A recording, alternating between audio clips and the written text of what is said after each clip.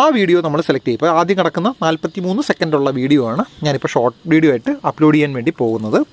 നമ്മൾ നെക്സ്റ്റ് കൊടുക്കുക, സെലക്ട് ചെയ്തതിന് ശേഷം നെക്സ്റ്റ് കൊടുക്കുക, ഡണ്ണ് കൊടുക്കുക. ഒന്നും കൂടെ നമ്മൾ ആ വീഡിയോ കറക്റ്റായിട്ട് പ്ലേ ആയതിനു ശേഷം ഡണ്ണ് കൊടുക്കുക. അപ്പോൾ പ്രോസസ്സിങ് എന്ന് പറയുന്ന ഓപ്ഷൻ ഉണ്ടായിരിക്കും. നമ്മൾ പ്രോസസ്സിങ് കഴിയുന്നത് വരെ വെയിറ്റ് ചെയ്യുക, ബാക്കൊന്നും പോകാതെ വെയിറ്റ് ചെയ്യുക. നമുക്ക് 3 മിനിറ്റ് വരെ ഷോർട്ട് വീഡിയോ അപ്ലോഡ് ചെയ്യാം എന്നുള്ളത് ഇപ്പം എല്ലാവർക്കും അറിയാമായിരിക്കും.